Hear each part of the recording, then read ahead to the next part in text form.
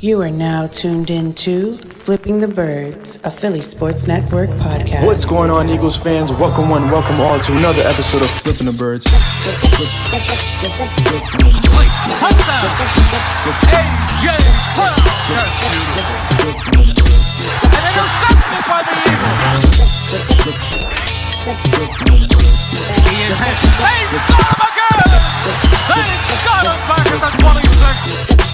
He's into the end zone. Touchdown, Eagles.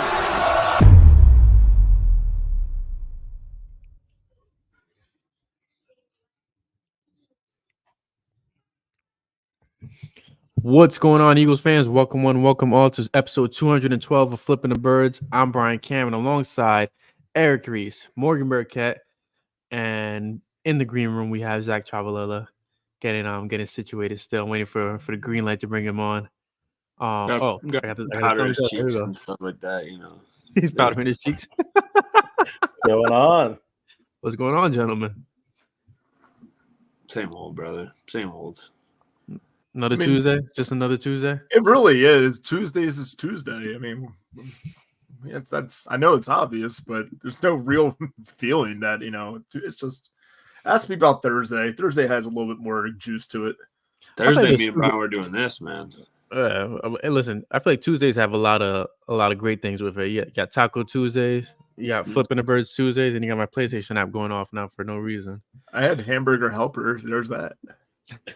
That's hamburger helper Tuesdays.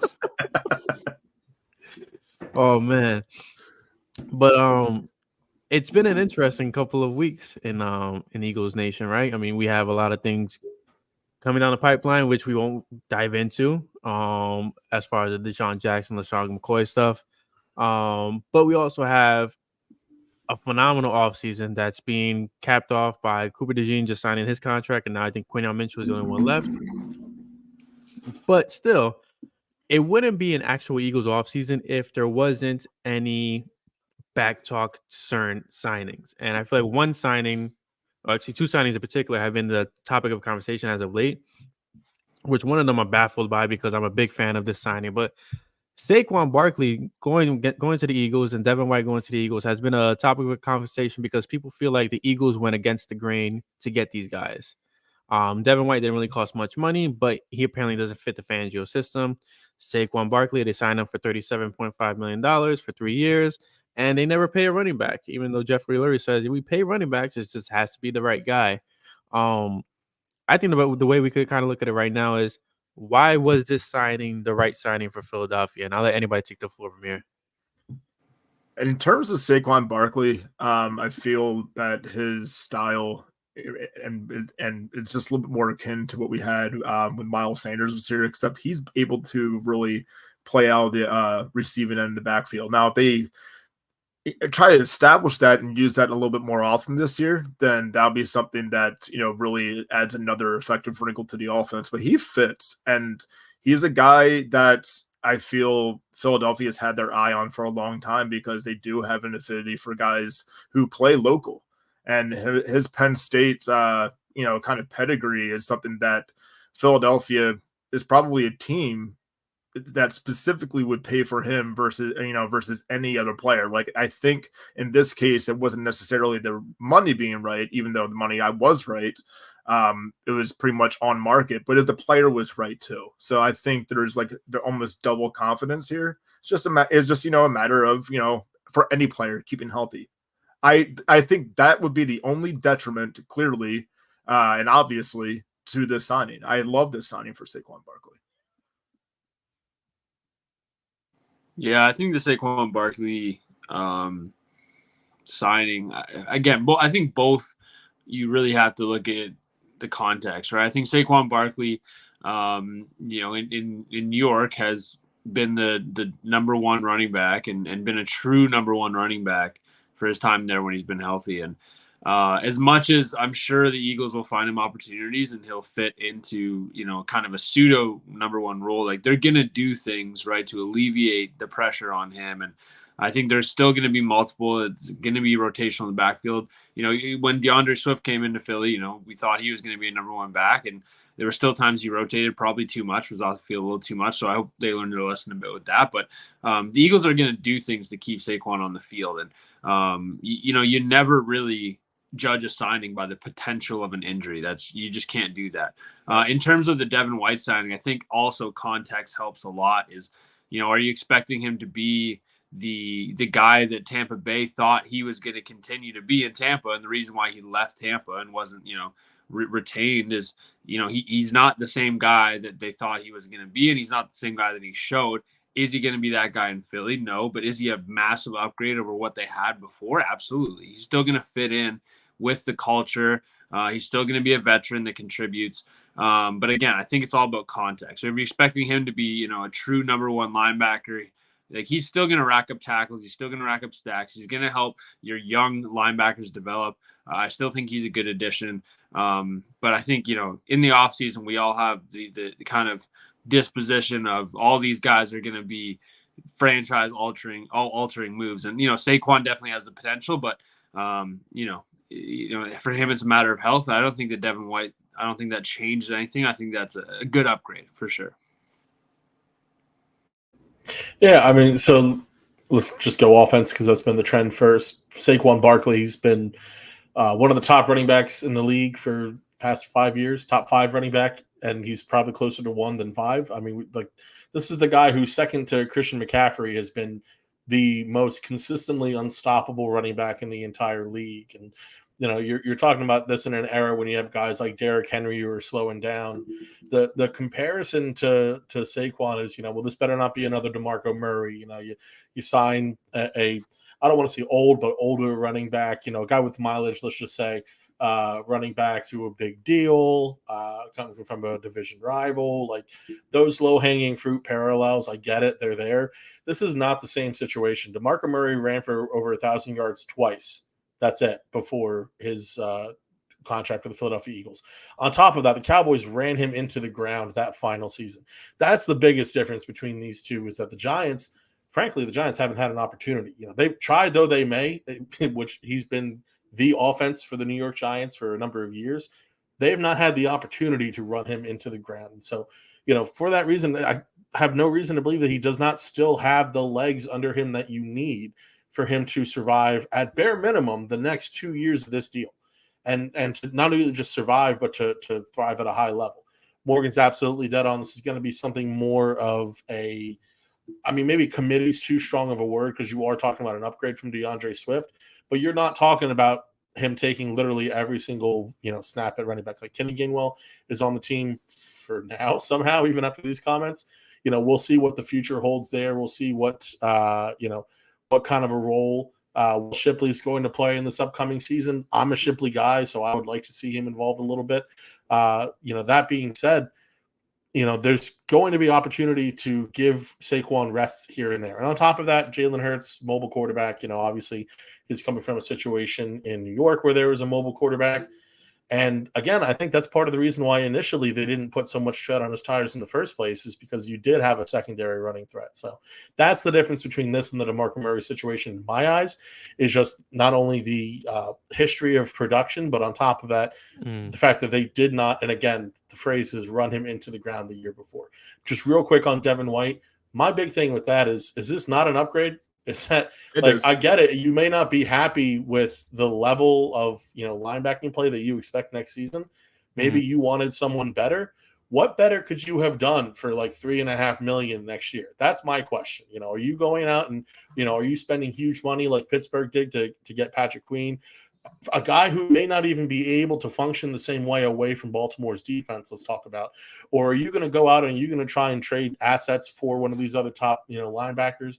I think we're all pretty happy with how the draft went for the Eagles. So, even in that case, talking about missing on a guy like Edgerrin Cooper, you got to take your lumps if you're landing both Kenyon Mitchell and Cooper DeJean. So all that just to say, there's not a whole lot of skin in the game. Like, they clearly upgraded the position. I don't care that he got benched last season. I think that partly was a coaching mistake. And he's still, I don't want to say young or raw, but like, he's 26. Like, and there's going to be times, like, let's also just talk about the fact that Tampa Bay's defense is not Philadelphia's defense. Like, they had enough that they could make that decision. We're not talking about, benching him for Miles Jack. Like, that's the reality of the level of benching you'd be talking about in Philadelphia. Tampa Bay, it's not that case. They're just more of a well filled out defense, specifically in that linebacking core. So I don't care that he was benched. Obviously, he doesn't have the longest of leashes, but that's the case for pretty much every linebacker because nobody has really proven it yet for Philadelphia. That's what this season's about. So I'm going to give him a chance. Again, it's not the longest leash. I want to see what everybody has, not just Devin White. I want to see what Nakobe Dean has. I want to see what Jeremiah Trotter Jr. has. I want to see what this entire linebacking core looks like as a unit. And that's, I think it's you bitching about nothing, if I'm being flat out. That's a very there's a couple point. more tidbits I would like to add to what Zach said there about the DeMarco Murray comparison. We in Philadelphia for the majority of that season used DeMarco Murray completely incorrect. He's an up and down runner. We ran him to the outside. You saw that the very final game of the season, he just unloaded like he was Dallas DeMarco Murray in Philly. And not only that, but they also played shotgun very heavily, and they ran him out of shotgun when he was more of an under center kind of running back. Right, and that's absolutely true. But my thing with Saquon is that if Saquon ended up in Houston, nobody will be complaining about it at all. They'll be like, "Oh my God, it's a phenomenal signing. This is the signing that Houston needed to go over the top." But he landed in Philadelphia, where he landed with A.J. Brown, a Devontae Smith, a Jalen Hurts, and apparently nobody really likes outside of Philadelphia for some weird reason. Not even in Philadelphia sometimes. Yeah, I mean, it's just one little pin drop in Philadelphia that doesn't like Jalen Hurts and a lot of the Eagles players that they have a bad history with. But we're not talking about that today. Quick about White as well. I think what gets lost in a shuffle here is last season was actually his best season as a linebacker who plays pass defense, drops into the secondary because he had career highs in interceptions. Interception yards, I should say. And what was the other one? Passes defended. So I think if you're looking at that and you're saying, does he fit Fangio's scheme? The answer is yes. And the answer is obviously still that's a upgrade from what we have. So it kind of all meshes in exactly what Zach said. I want to see him work on that a little bit more, but that's, again, kind of the case for the entire linebacking core. Like, that's not unique to White. Like, let's talk about, like, his best pass coverage year, talking about Devin White, is still not where I think that the team would want it to be. But again, it's still a work in progress. The guy's still 26. We're talking about his second contract. Like, there's time to elevate this. And again, coaching can be a factor. Like, Todd Bowles is a very good coach. I think we all here in Philadelphia remember he has his flaws as well. Like, no coach is really perfect. What if Devin White won it out? Like, I feel like that's sorely overlooked. I mean, everybody remembers the Greedy Williams signing that lasted only like a month and a half, right? Devin White was the first person to comment on that post, pretty much saying, "I'll be there. I'll be out there soon," and that was about a year and a half ago. So it's kind of like one of those things where, like, we don't know the situation in Tampa, but it could have gone like Zach said, it could have got very sour to the point where Devin White just kind of just checked out and was focused on just getting out of there one way or another and taking a pay cut to land somewhere where he feels like he can actually prove his worth and possibly get that that second tier contract that he's looking for. Can I change that verbiage just ever so slightly? What happened? Can I change that verbiage just ever? I just want to tweak what you said just a little bit. Go ahead, go for it. Because for me, like, if you're talking about a guy who's pouting on the field, that puts a sour taste in my mouth. Yeah, I was exactly going to say the same thing. Yeah. If you're talking about, though, a situation where a guy feels like he's being utilized incorrectly by the coaching and by the scheme, that's more of a conversation that has a little flavor to it. If you're asking me, so but the tricky part with White is that the scenes. Yeah, they said that he was kind of just going rogue at times a lot last season. That was the rumors coming out. Where have we heard that before? Yeah. So that's the thing. It's almost the exact context. I don't necessarily want to see that because we saw that last season. More so what I'm hoping the case is that like if that is the case and there were things behind the scenes that led to him wanting out of Tampa Bay and. I don't know why he'd want to come to Philadelphia in that particular situation, except for the context of Vic Fangio possibly if you're spouting off reasons. But when you're looking at possibilities behind the scenes, like if there was something between him and a coach, something that was not a matter of maturity on his end, that's perfectly fine by me. That happens. That is all welcome and fine and dandy, and hopefully that doesn't happen in Philadelphia. But if we're talking about a situation where a guy doesn't like either his snap count or he doesn't like the way he's being utilized, and instead of it being a matter of he doesn't like how he's being utilized because it doesn't suit his skills, if it's really a matter of he doesn't like how he's being utilized so he's not attempting to perform, that's when we have a little bit of an issue. So, for me, it's kind of a fine line there, but really big impact one way or the other, depending on how that could fall. Well, and kind of talking about the scheme fit as well. I mean, there's certain things that he does well, and obviously you want to emphasize the skills of your most talented players, and that's a fairly obvious point. But the other thing is, if you only use Devin White to blitz the quarterback and generally as the unblocked defender, he's not really going to develop the other skills. And so, like some of the issues that he needs to work on is just gets tunnel vision. He takes bad angles and stuff like that, and those are repetition like issues. Those are things that only really get better by you doing them repeatedly and correcting it. And so, if you don't get the opportunity to do that, if your coaches say, "Well, you're not good at that, so we're not going to have you do it as much. We're just going to send you at the quarterback," you're not going to develop those skills. I mean, you talk about it's happened before with linebackers. Obviously, he's not exactly the same linebacker as Bobby Wagner, but Bobby Wagner, got way better in his pass coverage later on in his career because they asked him to do it more, right? And it doesn't always happen that way. You could just realize, okay, that's just always going to be a deficiency of his. He's not going to get better, but I think he's definitely going to get the opportunity. And as much as we're talking about what the floor could be and how terrible the scheme fit could be, the ceiling could be exponential. Like this could be a crazy signing by the end when it's all said and done, just because they're going to allow him to do those things. Now, you've heard, the Vic Fangio interviews, and he hasn't really mentioned it yet, but when the lights are on and when it's time to, hear the clack of the pads, some guys just turn it on, and those repetitions in the offseason are really going to pay dividends, I think. So, it could really turn out well, where he just haven't had the opportunity to develop that skill, and he's going to get that opportunity in Philadelphia. Are you buying the Zach Bond hype from Vic Fangio, or is it kind of one of those things that he's just throwing it out there because he saw a name on the paper? Because I mean, it just seems so unprecedented to look at this signing that pretty much everybody in the world overlooked. Meanwhile, people are focused on Nakobe Dean and Devin White being the main two, with Jeremiah Trotter Jr. on the back end. It's a really complicated defense, so I think you're always going to give a slight leg up to the guys that pick it up quickly. That doesn't mean that when the season hits full swing that they're going to be major contributors, but I think it's a good indication that he is going to take a step up if he understands the defense already. That just, as a coach, like that's a chess piece now that you can use in a lot of different ways, just because he's understands what you're trying to do. And so I think that, I'm buying into the hype in some extent. It's not like he's grown a third arm and is doing some crazy shit, but he's probably getting down the playbook pretty well. And you always like to see that. And it is, by all accounts, a pretty extensive playbook and a complicated one at that. And so that is a key factor. You have to understand what Vic Fangio is trying to do in this defense. And how are you feeling about sorry to interrupt real quick, but since we're on that topic of Vic Fangio, I mean, the Miami Dolphin players coming out saying that, hey, like we have somebody that relates to us now, as opposed to having somebody that was, just, I guess, for lack of a better term, strict with them. What did Miami win, man? What did losers talk, all these talk and blame other people? That's what I would say to that. I mean, where is the context? I mean, honestly, I'm asking the question just because this seems pretty much out of left field, and if there was something that was said about somebody like Vic Fangio, it seemed like a personal feud, because it's continuously been, I think, Javon Holland that's been calling out Fangio. I think Xavier Howard also have something to say on it too. I think there's been a couple. It's been the defensive backs though is the odd thing. Yeah. I don't think it's been a lot of.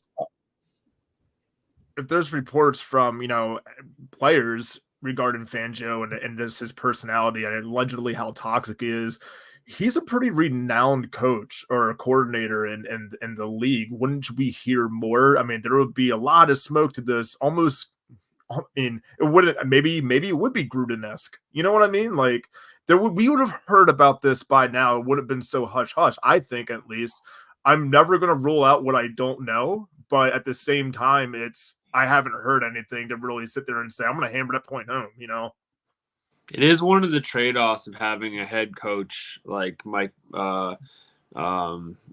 Like he's very relatable. He's almost too far on that side, right? And so if you have, I mean, it's kind of the classic OC DC kind of deal is, the DC's a grumpy old guy that is really good at defense and doesn't relate to anyone, and the offensive coordinator's a guy that partied too much in college. You know what I mean? So like there is that balance, and it will be interesting to see how he and Nick Sirianni mesh, because Nick Sirianni is definitely a different person, but by most accounts the same kind of coach where he likes to relate to his players, and so striking that balance will be interesting. But again, like at the end of the day, it's about winning. You're not going to like your coach if you're not winning, and especially if he's demanding a lot of you and it's not working. If you're not buying in, you're not going to like that coach. You're not going to see the vision. But I just feel like there's a different atmosphere in Philly than there is in Miami. Miami, I don't see them winning anything anytime soon. Can I bring up something that might be kind of obvious, might be kind of small, but I think might have some legitimate ties to this conversation? Sure. Let's talk about Vic Fangio's defense and the notorious nature of him to kind of leave guys in the secondary, almost on an island at times, right? He's not provided the most help for those guys in the secondary in the past. He's, relied on, stellar players making stellar plays. And he's asked a lot of his guys in the secondary historically over the years. So you take a case like Miami, where you're looking at a situation where their D coordinator before Fangio was the passing game coordinator. So, a defensive backs coach, in a lot of ways, kind of had that defensive back focus, to a guy who now all of a sudden is asking seemingly the world. And, I think it kind of ties in a lot with Morgan's points. You just have a guy who's asking you to effectively bust your ass, and, guys aren't used to it. And the results did show. They went from the 18th. They went from the 18th defense to the 10th defense under Fangio. Like that absolutely matters. So, like say what you will, but I like a coach who's going to ask for stuff out of his players. I don't necessarily want the buddy. Nick Sirianni gets enough crap as it is for being too buddy with his players and not as much of a man demanding attention or whatever. But to have a guy like Vic Fangio come in and have that kind of veteran presence to coach, if he's going to ask guys to do hard things, good. That's what a coach is supposed to do. Zach, you know what coach you would really like? Who's that? It's a Torts, man. Come on, I don't mind Torts. I'm a Torts guy. He's the man. Everybody's so afraid of how he's going to mishandle the mad Russian Mishkov. He's he can't develop. Dude, I'm going to go on a whole tangent. Let's talk football. Lost my train of thought of it. So defensively, I feel like we're on the same page. Where it's kind of like what Morgan kind of said is when the lights come on, it's gonna be the right guys in the right places. I personally, I was a big fan of the Devin White signing. I've been calling for the Eagles to trade for him for quite some time. And I think it makes all the sense in the world that he's actually here now and that everything works out. I'd honestly give Devin White a bigger shot of succeeding this season than Nakobe Dean if Nakobe Dean can't stay healthy. That's been the biggest issue at the linebacker position. But going back to the offense, Saquon Barkley, I mean, is there any running back in a better position in the league than he's in right now? Besides, I mean, like Christian McCaffrey has a good receiver and a half, because Deebo Samuel's kind of like RB2, but he doesn't have a great quarterback. Derrick Henry has a great quarterback, but they have like 20 receivers that are trying to figure out who's the guy. Outside of those two running backs, I mean, Saquon seems to be in the best position going into this season, and it still drives me nuts that people don't see that this guy can actually just be elevated behind this offensive line, behind this offensive scheme, with Coach Stoutland being if I'm not mistaken, still the run game coordinator. Yeah, they lost Jason Kelce, but you can't tell me Kelce wasn't grooming Cam Jurgens to the extreme while he was still here. I feel like everything's just being over speculated when it comes to the Eagles and Saquon Barkley at this point. I think for me, It's the addition of Kellen Moore is the big thing, and I think he uses his running backs in the pass game, and maybe now that he has Saquon, he'll use them a bit more, but definitely favors the pass as an offensive coordinator, and so there is that plays in. I think what's really gonna play a factor in terms of personnel is the health of Dallas Goedert as well. You have to alleviate some pressure over the middle of the defense. We've seen the Eagles' offense fluctuate so much just on how well they can pass the ball over the middle. When everyone was complaining about Jalen Hurts, he can't pass over the middle, and all of a sudden the offense lags, and so that's going to be a huge factor. And so I hope that we get that balance, because that's been an issue too, of the balance of run and pass. It's one or the other. So we need some consistency there, and then getting that pass game over the middle. That being said, I think Devontae Smith also plays a big role, and as well as A.J. Brown. They have to find a way to get receivers to go over the middle and not just run hooks and slants and nines, right?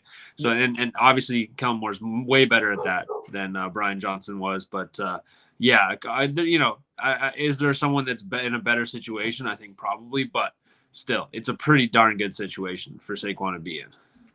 Yeah, no, I would say, when you're talking about Kellen Moore, I agree that he's kind of like the linchpin of all this. The Eagles' offense is obviously they're going to go as far as Jalen Hurts takes them, but they're also going to go as far as Kellen Moore takes them, right? So, there's still questions, I think, on Moore's ability to deliver. We've seen a lot of expectations, and we've seen some delivery, but, we've seen some expectations fall through. So I think this is going to be a real prove-it opportunity for Kellen Moore. The one thing, in addition to obviously routes over the middle, I think pre-snap motion is the other thing that we're going to really see from Kellen Moore that we're going to have to see. So it's balancing the run pass, it's running with Jalen under center more, it's passes over the middle. Like that's, I think it's more so just about how bad this offense was last year, to the fact that we're talking about plays where Jalen's playing out of shotgun nearly the entire time.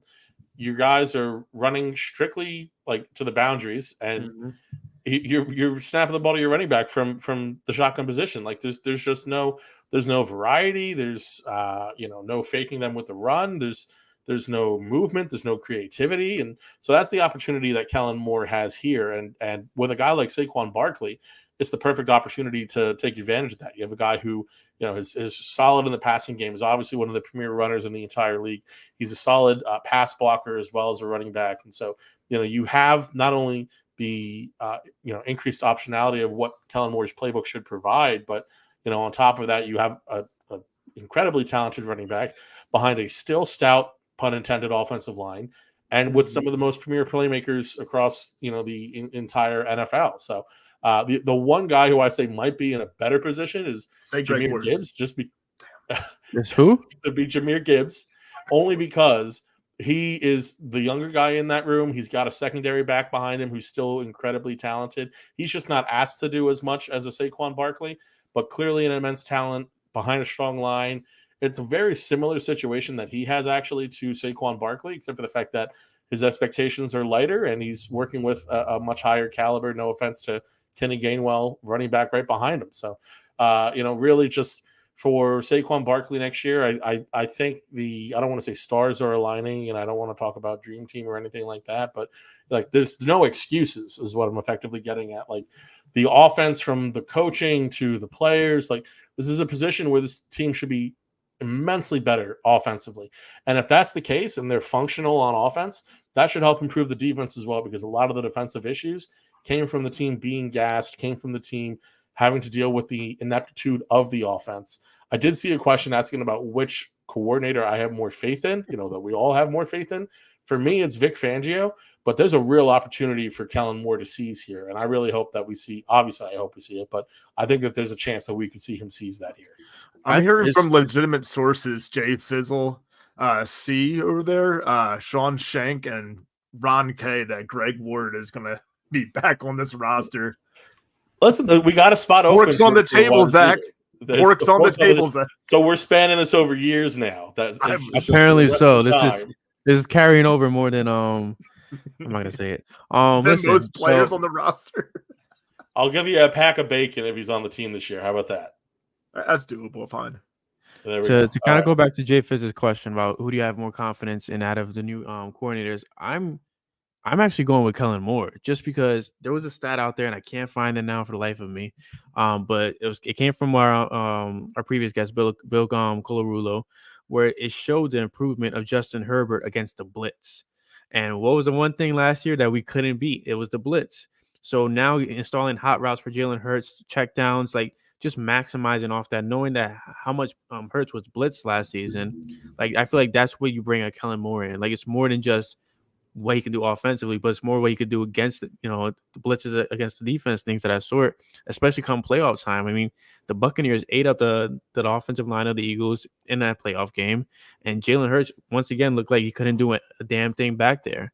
I put that against Vic Fangio just because I feel Vic Fangio has a lot of unknowns. He has way more unknowns than Kellen Moore does. You have two potentially great rookies in Quinion Mitchell and Cooper DeJean. You have the linebacker core that is, you don't know who the hell you're going with at this point. I'm still very skeptical about this defensive line.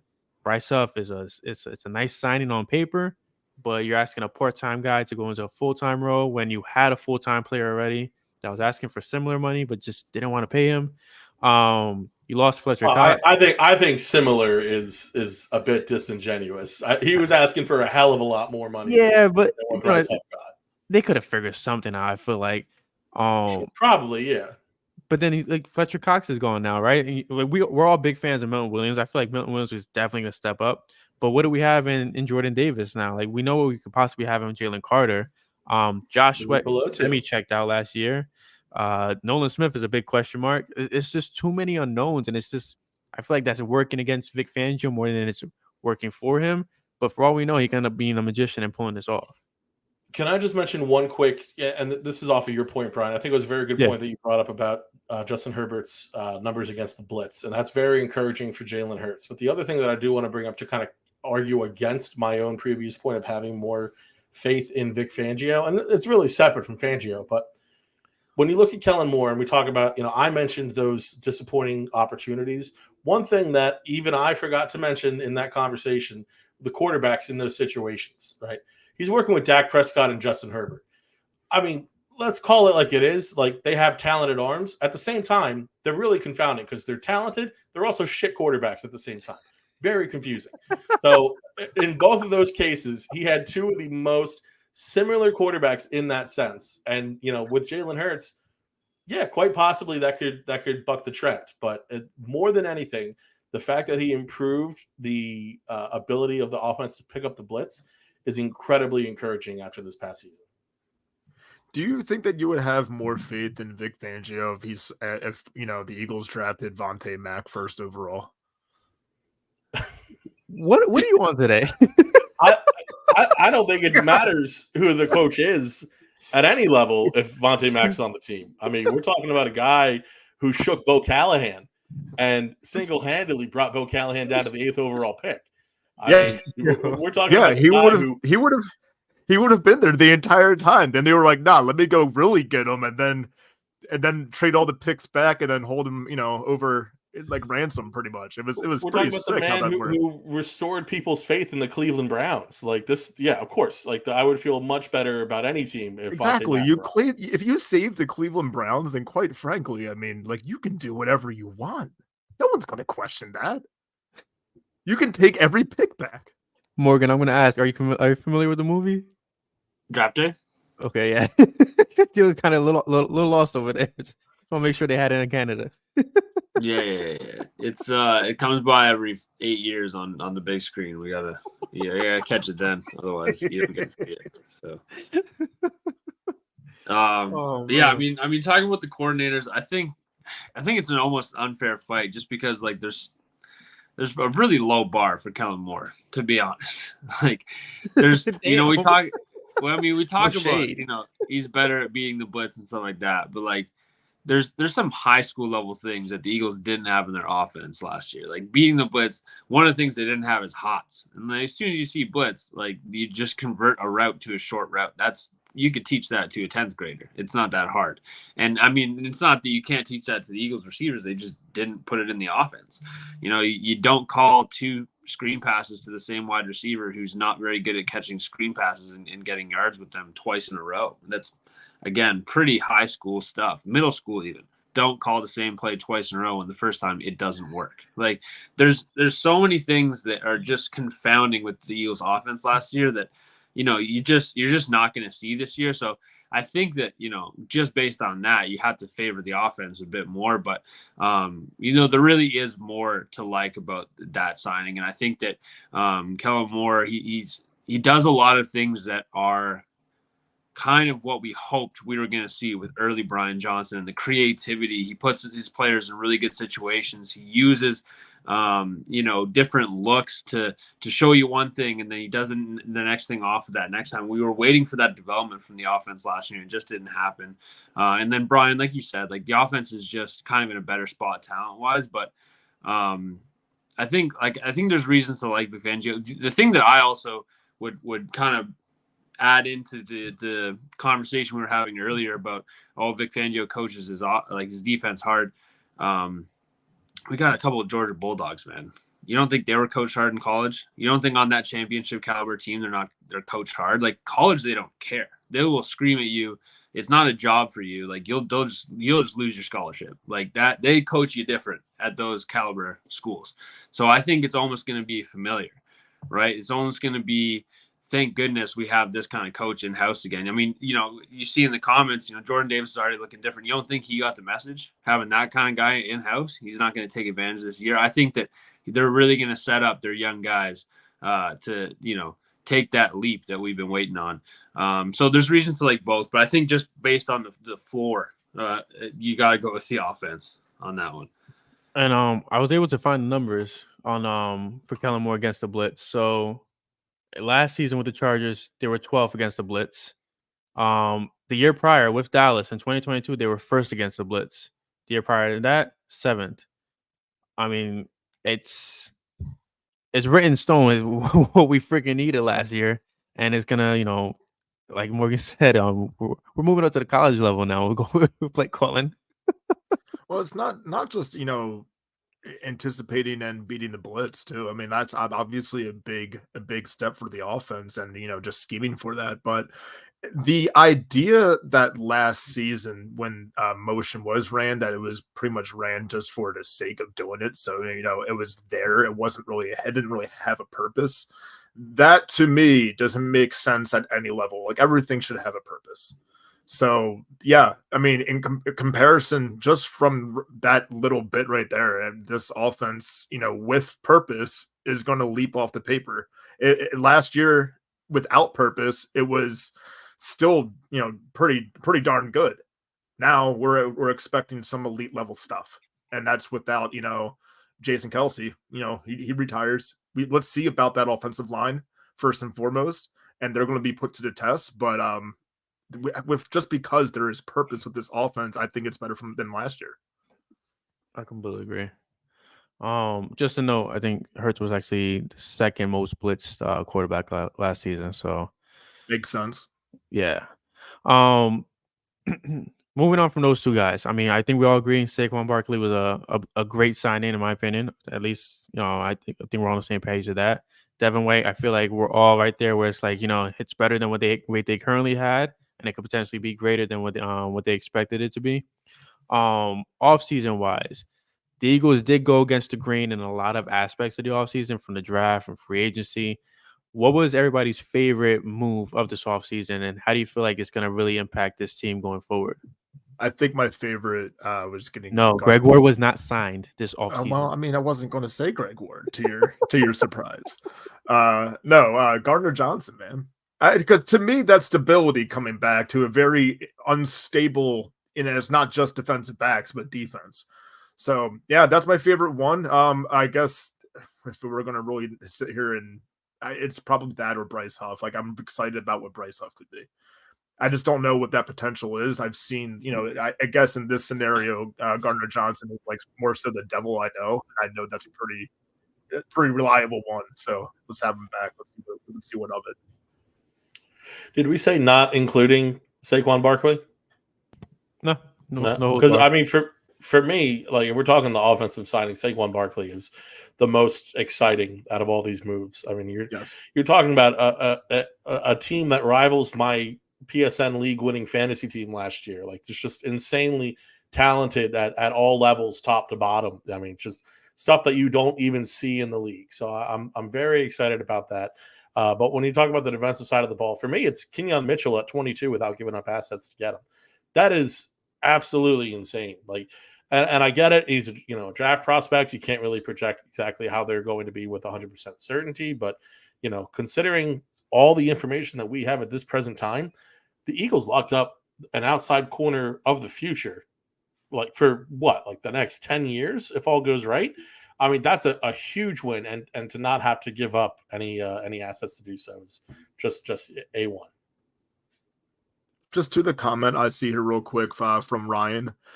Yeah, I know that you can say that he doesn't. You can say that he doesn't cover well. I actually happen to just disagree a twinge there, because if you're saying he doesn't cover well, that you're also omitting the amount of turnovers he can get. So it has to be. It can't be like both there. It's if he's a ball hawk, that's what the Philadelphia Eagles needed help with last year, is forcing turnovers. So now you have a guy who is pretty good at doing that. I think that Gardner-Johnson's a very necessary piece. Not saying that he didn't think that. I'm trying to think of one that hasn't been mentioned. I think, Jay Fizz in the comments makes a great point. Signing both receivers is, I mean, masterclass by Howie Roseman. You talk about the amount of receivers that are up for contracts and how much they're about to get paid, locking those two down. It's huge. I don't think like that's something that's going to pay dividends for years. You can, argue that you don't want to lock down two top receivers, but you got them for a discount of what receivers are about to get paid. It's going to be some pretty steep numbers. And so I think you could easily say that, but I have to go with what Zach said, man. Getting Kenyon Mitchell first round, adding Cooper DeJean, like you haven't seen it in years. And then the Eagles not only go out and get one, but two of the top defensive backs. If nothing else, it's about the message it sends. Is like, we're not gonna stay in the box that we've been in. We're gonna go out and aggressively hunt, and fix what needs to be fixed. And so that move right there, like, it gave me a little.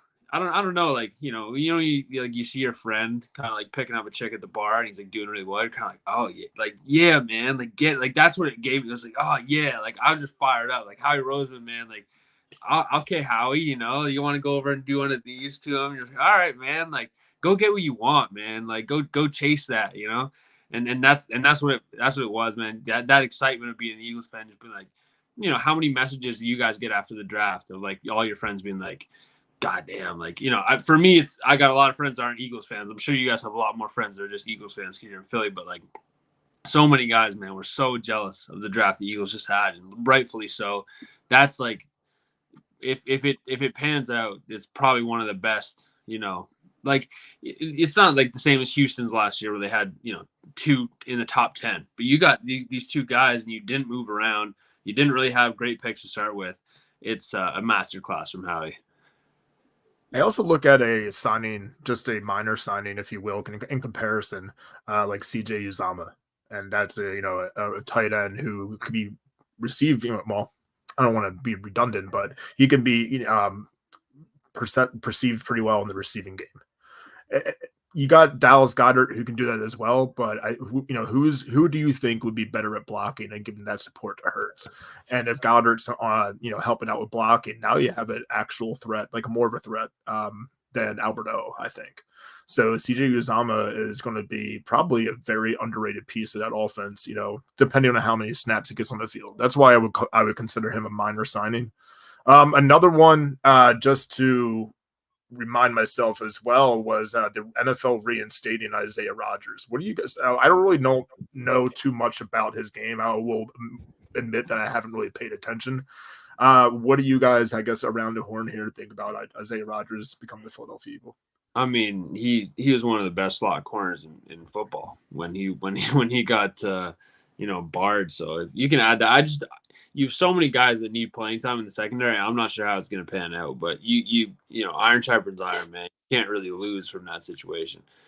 I think it's going to be interesting to see. I think Cooper DeJean's probably best spot. He's not going to play safeties in the slot where you can move him around, right? And Vic Fangio wants to spin his safeties and he wants to, switch the coverage last minute. And so you got a piece there. It could be Cooper DeJean, it could be Isaiah Rodgers, Avonte Maddox, right? You have so many options there. It'll be interesting to see how they divvy out the playing time, but you can't really lose from having a guy like that on the roster. I'm going to say a little bit of a possibly unpopular opinion, but I think the best moves of the offseason were the 2 offensive linemen we got in the draft, Trevor Keegan and Dylan McMahon. Because I think going into this, people were hell bent as to why the Eagles had to get offensive linemen early on.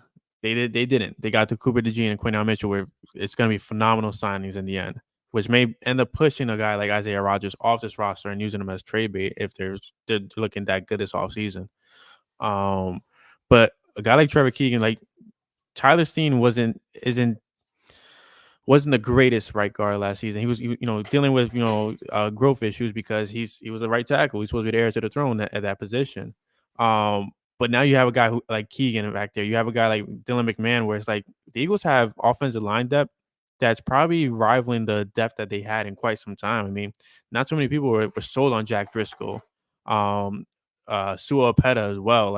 These guys were, when they came into the game, you frowned upon them because they were damn shit, we're gonna be struggling because these guys are in the game. But now you have 2 developmental guys that can actually be key pieces to the offensive line for years to come at a very cheap rate.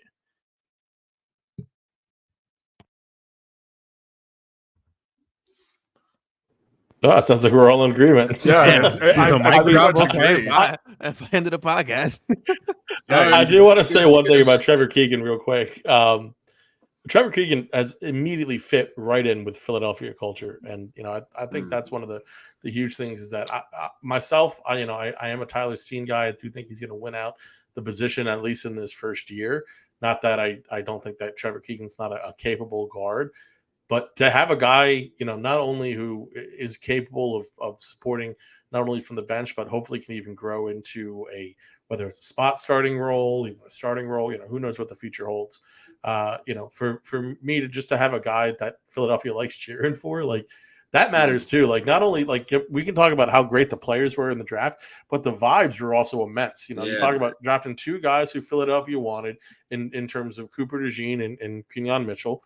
And then on top of that, you get 2 guys who the city already has fallen in love with when you're talking about Trevor Keegan and Jeremiah Trotter Jr. And you did not overdraft Trot. That's the huge thing for me. Well, we're not talking about him in the 3rd. We're talking about him in the 5th. I think Jalix Morgan and I are Hunt going to too, say man. the same thing. Jalix Hunt too. He's been that dude's comedy, man. I just Dude, watch him. I don't know how hilarious, he's going to be used on the field. I don't know if he's going to turn anything on the field, but man, having him in the locker room was just fun. Instant content, man. Honestly, just drop a call between him and Howie once a week, and I think we're good to go. What's up, Big Pimpin'? Yeah, I look at the draft, and it's hard to sit here and say who was the steal of the draft because we gave up nothing to get what we have. That was the craziest part. But we gained, if anything, as well. Right, exactly. So I don't want to overuse the Mitchell and DeJean. So I'm going to stay away from those 2. You can sit there and obviously say steal the draft, but because we didn't have to give up anything and move up or do whatever. But I've said it before on this podcast, and I'll say it again. I really do think that Keegan probably is the steal of the draft for Philadelphia. To get him, the 5th round? Then that's just a mean offensive lineman. And I think the NFL is going to find it out pretty soon. So I actually agree with Ryan there. On the offensive line. It just screams Chris Long and Philly kind of style. Yeah, he kind of even reminds me of Lane already, which is wild to say because again, I'm breaking my own rules because I hate hyping people up so much, but I just see him stepping onto the field and just being he's he wouldn't surprise me in the slightest if he was just somehow a plug and play rookie at offensive line. But he's got a little Lane, he's got a little Jason Kelsey because he's that party boy, which they both are, but he's that real tough guy and at the same time completely unserious like Jason. So Personality wise, he's a total vibe fit in Philadelphia. Yeah, and you he's guys would perfect feel for an comfortable offensive with these lineman. guys had to come in and replace somebody that was injured. I think that's the main focal point of what they did this offseason, where it's like the depth is there. Was like, hey, Lane is down. Okay, no worries. We got this kid coming in. We'll be perfectly fine. Steen is down. No worries. Keegan's coming in. Like it's weird. Again, so back to that stability thing. It's just weird to have an organization that's so stable and that they're putting they're just doing everything right. And it's just such a weird thing to see. We haven't even talked about Mekhi Becton, who, I get it hasn't lived up to, again, the potential. Again, we're talking Devin White basically, but that I got to say, for a backup right tackle, I think that's the best case scenario anyone could have expected. I mean, we're talking about a guy who, at least can provide serviceable level of play this season. If Lane, heaven forbid, were to go down even for a snap. And then outside of that, you're talking about a guy who even best case scenario could be the heir to Lane Johnson. Like that. I don't think that's necessarily the most likely outcome, but you can't rule that out either, just based on, what went right for him in his career so far, what went wrong for him, and how, that's not necessarily, guaranteed to remain the same for him. And working under Jeff Stoutland, I think that there's an actual possibility that this could be a guy who's around for Philadelphia for a little bit here. Yeah, if anybody were to poo-poo that, then pretty much my rebuttal is, well, his coach has never been Jeff Stoutland yet, so let's see what of it. The bro played for the Jets, was hurt every year. If your argument is that you just can't trust his health, that's fine. It's a 1-year deal. What's the skin off Philadelphia's nose? They still have money, in the cap left over. It's not killing them to make that move for this year. They're doing nothing with it right now. But it's there's no downfall. This is very minimal risk and it's very high reward for Philadelphia. So I think it's just another strong move for a strong offseason for the Eagles. Very fair, very fair. I guess we're about an hour in. Any final thoughts before we sign off? Not too much. I mean, again, it's over the past 2 weeks we talked about the offense and defense, kind of what we expect from players, whether they were drafted players, signed players, and it all comes back to the same feeling at the end of each show. It's just, I think that this team is so upgraded where I'm just ready to see them take the field. Real quick, did you guys, everybody, now that we're all present, did everybody remember their roster, or not roster predictions, or schedule predictions? Yeah, I'm 14-3. I got you, same thing, 14-3. 13-4. I'm 12-5, and what? I'm confident in me, guys. What? I think we gotta pump the brakes a little. How did I end up 12-5? I felt like I was being a little generous, and I ended up 12-5. I do recall as I was going over my schedule predictions, laying in on 14-3 and being like, that's a little bit chaotic, a little bit I think the Eagles are doing too much here. So I'm sure by week to week, once you get into the season, that'll change a little bit. But I was looking at some of the ones that Zach was talking about on as I was posting them.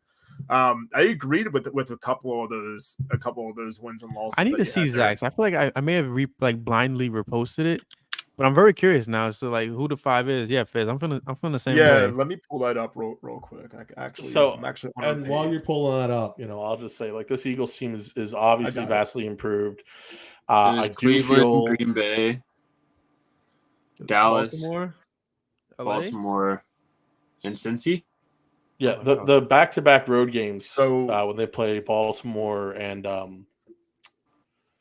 is it Dallas? Baltimore and Dallas. I got your 5 right here, Zach. Yeah, go for it. LA and Baltimore. Your 5 is LA and Baltimore. That's going to be tough back-to-back. Your 5 is right before the bye week, so it's at Tampa, and then it's later at Cincinnati. And then you got the back-to-back you were just talking about, the at Rams, at Baltimore, and then home at Dallas. Or I'm sorry, home at Dallas. Wow, home versus Dallas. So, yeah. But I understand the home versus Dallas one because, at some point in the season, I mean, at what point do you, if by all of our records and what we're predicting, the Eagles are supposed to be clinching? So do you have them winning the division, Zach? Yeah, I guess that's a good question. Yes, I do have them winning the division. So, but for not me, the 1 seed. I think not the 1 seed, but for me, like what it comes down to more so is that back-to-back with LA and Baltimore is, I think, a lot tougher than a lot of people are giving it credit for. Also, I don't know what we've seen from the Eagles playing Tampa Bay that gives this fan base blind faith that that's an easy win. We beat them in the season last year. I think we almost. It was a I pretty high will scoring game, right? say, going against Tampa Bay in the postseason, the last impression that we have against Tampa Bay isn't one that it should be one that's quickly forgotten, because to me, that's a broken team with broken coordinators. And it should. So I think going into this year, there's nothing to worry about with Mayfield. See you, Morgan. They faced Tampa Bay in week 3 last year, and we beat them 25-11. Yeah, and then what happened next? They got the I mean, yeah. I mean, like the ones to play devil's advocate against myself. That I brought up last year. If Baker Mayfield is fat and happy now on that new deal, like, yeah, there's a situation where I think Philadelphia is going to be a little bit better off, but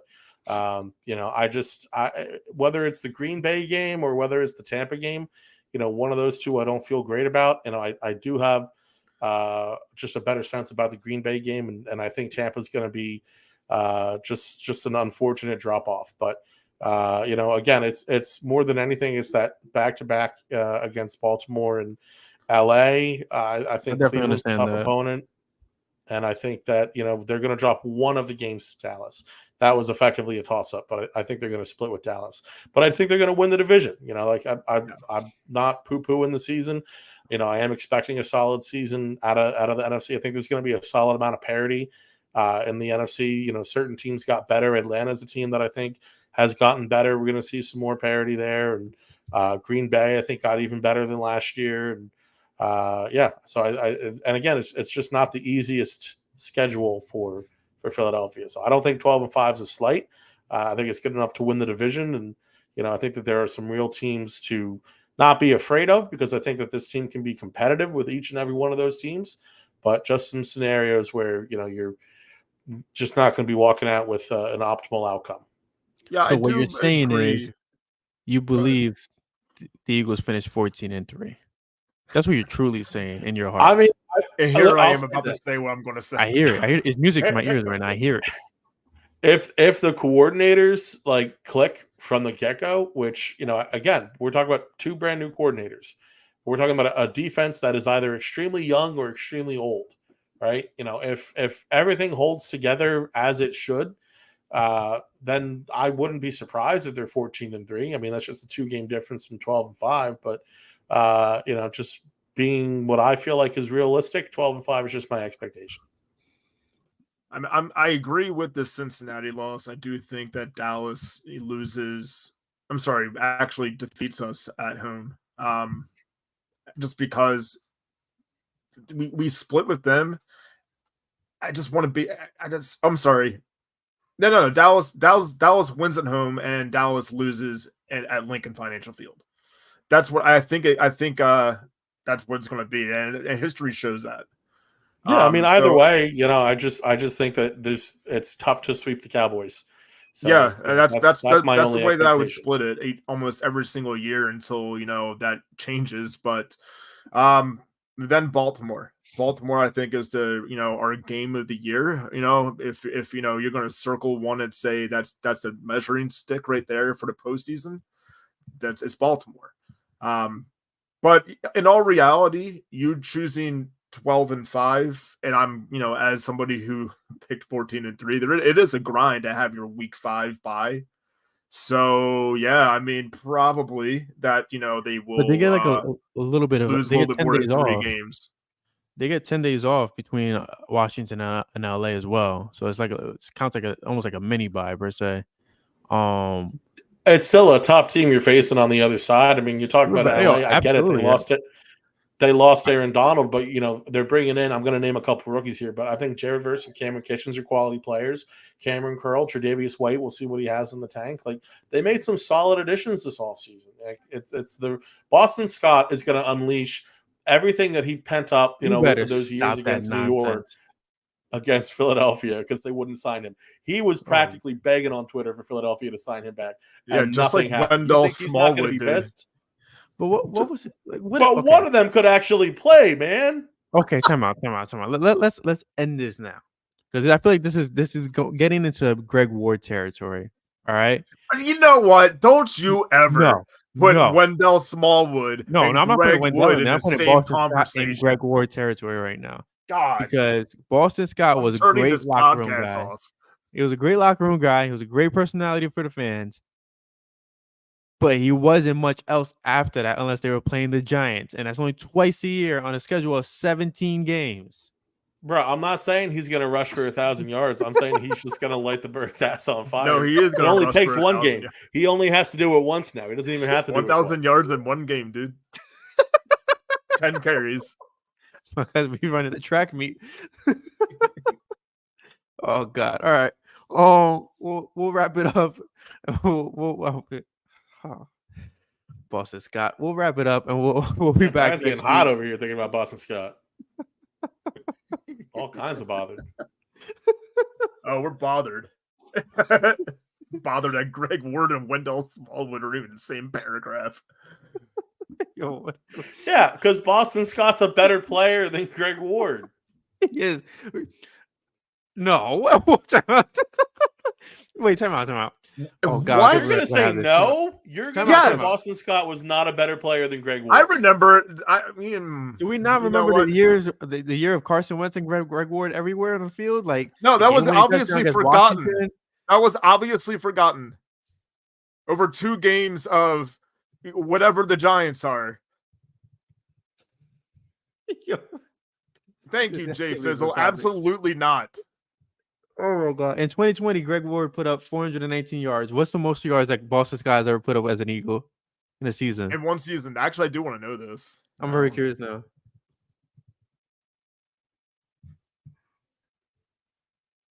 $374 yards. Fuck yeah. 2020. Same season. You're allowed to curse in this podcast now. Oh, we've been able Come on, man. Yeah, Greg Ward had significant impact in that year because he was the main wide receiver whenever all purpose he was over 600. So if we're talking about that, we're going to talk about that at all. All purpose he was over 600. All right, now here's the real question. I'm just saying, you can't discount who was the more that. Impactful? Here's the real question. Who was the more Bro, impactful? Greg Ward doesn't have 800 Greg yards Ward? over his career. He doesn't have 800 yards in his career. Who was the more impactful people? Was it 6 more Boston Scott or was it touchdowns. Travis Fulgham? Listen, Boston Scott was had a hell a of a year. consistent Actually, I third, will say Boston Scott every day second on option that. at running back for 3, maybe 4 years, right? Completely solid. There's no reason to crap on Boston Scott. He was a very solid back, and as a receiving option, he wasn't that bad off the bench. Greg Ward carried Carson Wentz and future refrigerator builders to the playoffs.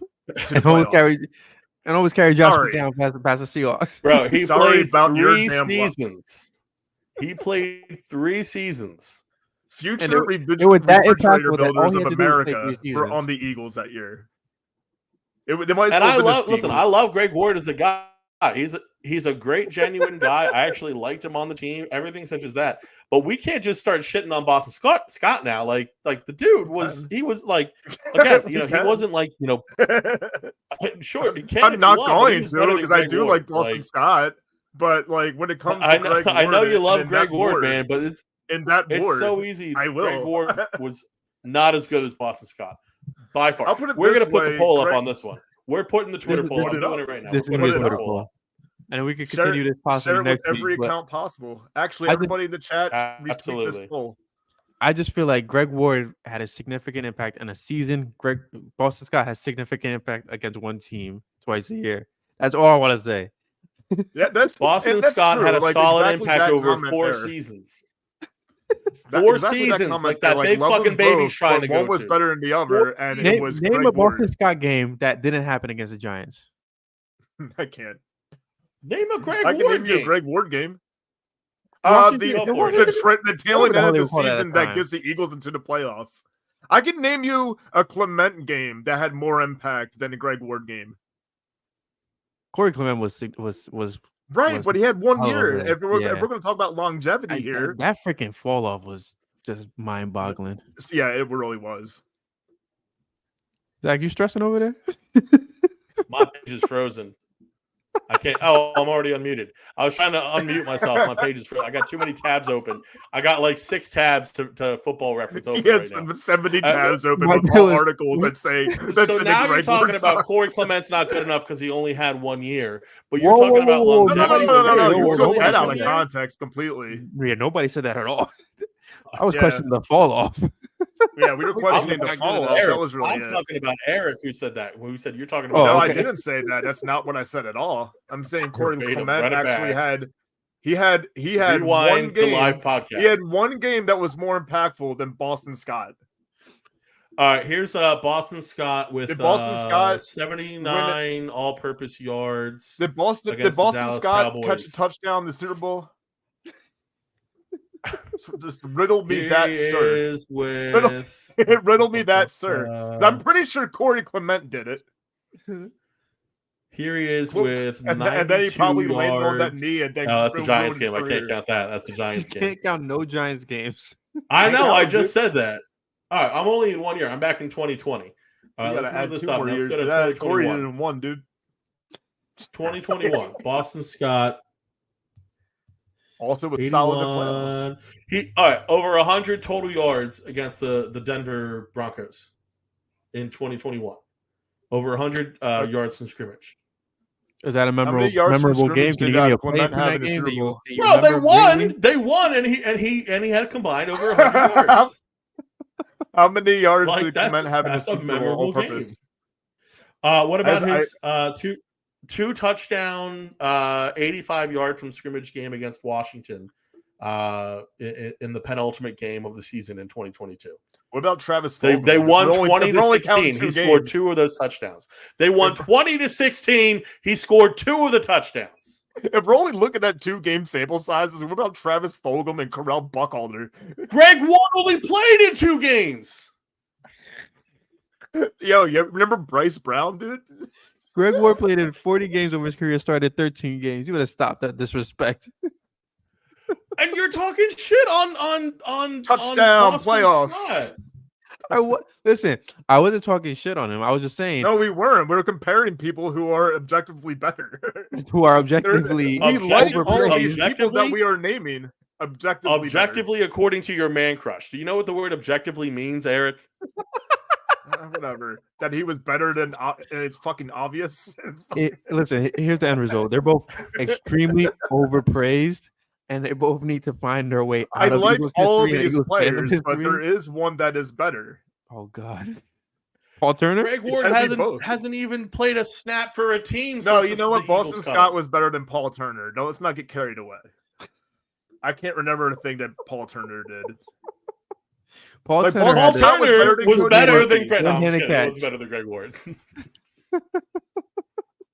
But we thought for a minute he might be better than Greg Ward.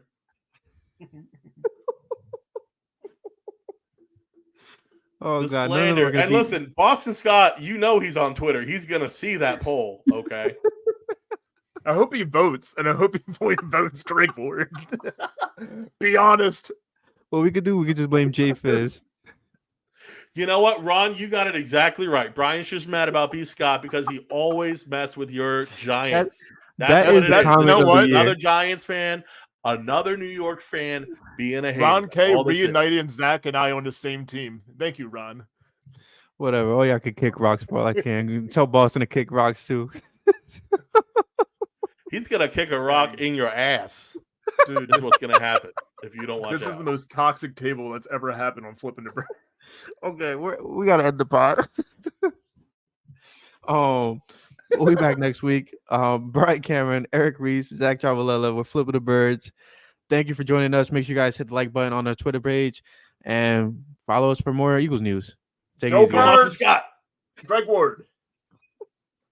Boston Scott. Greg Ward. Boss is good. No, Great no, word. Flipping the